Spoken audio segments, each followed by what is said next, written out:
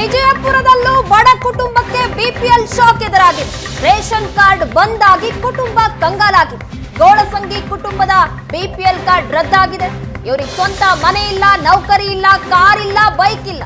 2 ತಿಂಗಳಿಂದ ರೇಷನ್ ಬಂದ್ ಆಗಿದೆ ಅಂತ ಕಣ್ಣೀರ್ ಹಾಕ್ತಾ ಇದ್ದಾರೆ ನೀಲಕಂಠ ಹಾಗೆ ಹೇಮಾ ದಂಪತಿ. ಬಾಡಿಗೆ ಮನೆಯಲ್ಲಿ ವಾಸ ಮಾಡ್ತಾ ಇದ್ದೀವಿ, ಮನೆಗೆ ಬರ್ತಾ ಇದ್ದಂತ ಅಕ್ಕಿ 2 ತಿಂಗಳಿಂದ ಬರ್ತಾ ಇಲ್ಲ. ಪಾನ್ ಅಂಗಡಿಯಲ್ಲಿ ಬರುವಂತಹ ಹಣದಿಂದ ಮನೆ ನಡೆಸೋದು ಕಷ್ಟ ಆಗ್ತಾ ಇದೆ ಅಂತ ಕಣ್ಣೀರಿಟ್ಟಿದ್ದಾರೆ. ರಾಜ್ಯದಲ್ಲಿ ಸರ್ಕಾರ ಈಗ ಬಡ ಕುಟುಂಬಗಳಿಗೆ ಶಾಕ್ ಅನ್ನ ಕೊಡ್ತಾ ಇರುವಂತದ್ದು. ಅದರಲ್ಲೂ ಸಹ ಬಿಪಿಎಲ್ ಕಾರ್ಡ್ ಅನ್ನ ರದ್ದು ಮಾಡಿ ಈಗ ಶಾಕ್ ಅನ್ನ ಕೊಟ್ಟಿರುವಂತದ್ದು.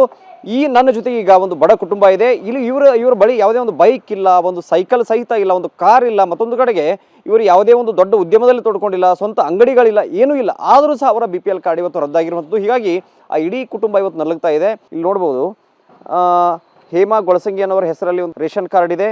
ಆದರೆ ಇವರಿಗೆ ಈ ಕಳೆದ 2 ತಿಂಗಳಿಂದ ಇವರಿಗೆ ರೇಷನ್ನೇ ಬರ್ತಾ ಇಲ್ಲ.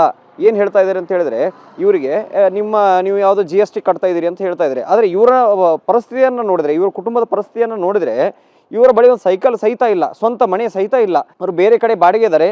ಇವ್ರು ಏನಂದರೆ ಒಂದು ಕಡೆಗೆ ಒಂದು ಪಾನ್ ಅಂಗಡಿಯಲ್ಲಿ ಕೆಲಸಕ್ಕೆ ಹೋಗ್ತಾ ಇರುವಂಥದ್ದು. ಇಂಥ ಕುಟುಂಬದ ಒಂದು ಏನಂದರೆ ಬಿಪಿಎಲ್ ಕಾರ್ಡ್ ಸಹಿತ ರದ್ದಾಗಿರುವಂಥದ್ದು. ಕಳೆದ 2 ತಿಂಗಳಿಂದ ರೇಷನ್ ಇಲ್ಲದೆ ಅವ್ರು ನಲಗ್ತಾ ಇದ್ದಾರೆ. ಅವ್ರನ್ನೇ ಮಾತಾಡ್ತೀನಿ. ಸರ್, ಹೆಂಗಾಗಿದೆ ಪರಿಸ್ಥಿತಿ? ನಮ್ಮದು ಏನೋ ಮನಿ ಇಲ್ಲ, ಹೊಲ ಇಲ್ಲ, ಗಾಡಿ ಇಲ್ಲ, ಏನೂ ಇಲ್ಲ ಸರ್. ಆದರೂ GST ಕಂಪ್ಯೂಟರ್ ಮಿಸ್ಟೇಕ್ ಮಾಡ್ಯಾರ. ಈ ಸದ್ಯಕ್ಕೆ ನಮ್ಗೆ ಏನು ಮಾಡೋಕೆ ಅನ್ನೋದು ಒಟ್ಟು ತೋಚಿಲ್ಲಾರ್ದಂಗೆ ಆಗೈತಿ. ಬಂದು ಯಾರಾದರೂ ಅಧಿಕಾರಿಗಳು ನನಗೆ ಎನ್ಕ್ವೈರಿ ಮಾಡ್ಬೋದು. ಮನಿ ಇಲ್ಲ, ಗಾಡಿ ಇಲ್ಲ, ಕಾರ್ ಇಲ್ಲ, ಸೈಕಲ್ ಇಲ್ಲ, ನಂದು ಏನು ವೈಯಕ್ತಿಕ ಏನೂ ಇಲ್ಲ. ಕೆಲಸ ಮಾಡ್ತಿರ್ತಾವೆ. ನಾವು ಪಾನ್ ಶಾಪ್ ಇಟ್ಕೊಂಡು ಕೂತೇವು. 2 ತಿಂಗಳದ ರೇಷನ್ ಇಲ್ರಿ, ಹೆಂಗಾಗಿದೆ ಪರಿಸ್ಥಿತಿ? 30 ರೂಪಾಯಿ ಕೇಳಿದೆ ಅವರಿಗೆ ರೇಷನ್. ಹಂಗ್ರಿ ಸಾರಿ ಮಾಡಿ, ಇಲ್ಲ ನಿಮ್ಮ ರೇಷನ್ ಬಂದಾಗೈತೆ ರೀ, ನೀವು GST ಟ್ಯಾಕ್ಸ್ ತುಂಬೋಕತ್ತೀರಿ ಹೇಳ್ಬಿಟ್ರಿ. ನಾವೆಲ್ಲ ಮತ್ತೆ ಮತ್ತೆ ಮುಂದಿನ ತಿಂಗಳು ಅದೇ ಹೇಳಿದ್ರು ಅವರು. ಮತ್ತು ಇವರು ಹೋಗೆಲ್ಲ ಚೌಕಶಿ ಮಾಡಿದ್ರು. ನಮಗೇನ ಯಾರೂ ಇದು ಮಾಡ್ಲಿಕ್ಕೆ ಕೊಟ್ಟಿಲ್ಲ, ತಗ್ಲಿಕ್ಕೆ ಮಾಡ್ಲಿಕ್ಕೆ ಕೊಟ್ಟಿಲ್ಲ. ನಾವು ಮುಂದೆ ಮಾಡ್ತೀವಿ ಅಂಕ ನೀವು ಬರಬೇಡ್ರಿ ಕುಲ್ಲ ಹೇಳ್ಬಿಟ್ರು ಅವರು ಅಂದರು. ಮತ್ತು ನಾವು ಕೇಳಿಲ್ಲ. ಮತ್ತು ಇವರು ಚೌಕಶಿ ವಾಹನ ಅಂದ್ರೆ ಸೈಕಲ್ ಹಿಡಿದೇ ಹೇಳ್ತೀನಿ ರೀ, ಒಂದು ಏನೂ ಇಲ್ಲ, ಎಲ್ಲ ದುಡುಕಿ ಮೇಲೆ. ಸುಮ್ಮನೆ ಸರ್ಕಾರ ಅನಾಜ್ ಕೊಡ್ತೇವೆ ನಡೀತೀವಿ. ಸ್ವಂತ ಮನೆ ಇಲ್ಲ, ಗೌರ್ಮೆಂಟ್ ನೌಕರಿ ಇಲ್ಲ, ಪಾನ್ ಶಾಪ್ ಐತಿ, ಅದನ್ನು ಬಾಡಿಗೆ ಐತೆ. ಮತ್ತು ಈ ಬಾಡಿಗೆ ಮನೆ ನಡೆಸೋದು ರೇಷನ್ ಬರ್ತಾ ನಡೀತದೆ, ಅದನ್ನೂ ಇಲ್ಲ. ಅದಕ್ಕೆ ಪರಿಸ್ಥಿತಿ ರೇಷನ್ ಇಲ್ಲದೆ ಇರೋದ್ರಿಂದ ನಿಮ್ಮ ಪರಿಸ್ಥಿತಿ ಹೆಂಗಾಗಿದೆ? ಈ ರೇಷನ್ ಇಲ್ಲದೆ ಇರೋದ್ರಿಂದ ಹೊರಗಿನ ತಿನ್ಬೇಕಂದ್ರೂ ಆಗೋದಿಲ್ಲ, ಎಲ್ಲ ತುಟ್ಟಿ ಕಾಲ. ಸುಮ್ಮನೆ ರೇಷನ್ ಒಂದು 15 ದಿನ ತಿಂಗತನ ಹೋಗ್ತಿತ್ತು. ಈ ಅದು ಬಂದ್ ಮಾಡ್ರೆ ನಾವು ಏನು ಮಾಡ್ಬೇಕು? ಸರ್ಕಾರ ಬಂದ್ ಮಾಡಿದ ನಂತರ ಹೆಂಗಾಗಿದೆ? ಬಂದ್ ಮಾಡೋದು ಈಗ ಕೇಳಿಬೇಡ್ರಿ. ಅದು ಬಂದ್ ಮಾಡಿದ್ಮೇಲೆ ಗೊತ್ತಿರುತ್ತೆ ಹೆಂಗೆ ಆಗ್ತದೆ, ಹೆಂಗೆಲ್ಲ ಬಡ್ರು ಬಂದಿದ್ದು. ಇದು ಹೊರ ತೊಗೋಬೇಕಂದ್ರೆ ಆಗೋದಿಲ್ಲ. ಸುಮ್ಮನೆ ಬಡ್ರು ಕೊಡ್ತಾರೆ ಅಂದ್ರೆ ನಡೀತಿತ್ತು.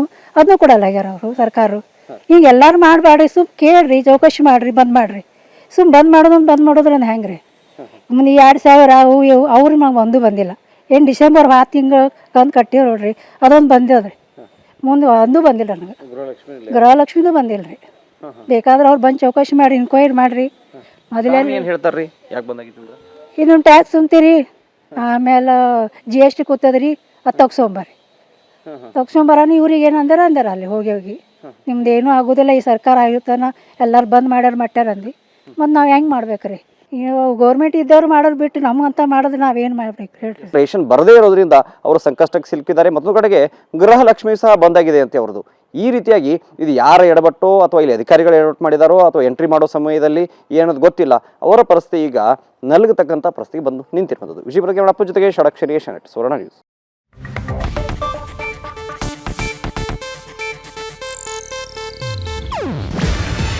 ಇದು ಏಷ್ಯಾನೆಟ್ ನ್ಯೂಸ್ ನೆಟ್ವರ್ಕ್ ಪ್ರಸ್ತುತಿ. ನೀವು ನೋಡ್ತಿದ್ದೀರಾ ಏಷ್ಯಾನೆಟ್ ಸುವರ್ಣ ನ್ಯೂಸ್.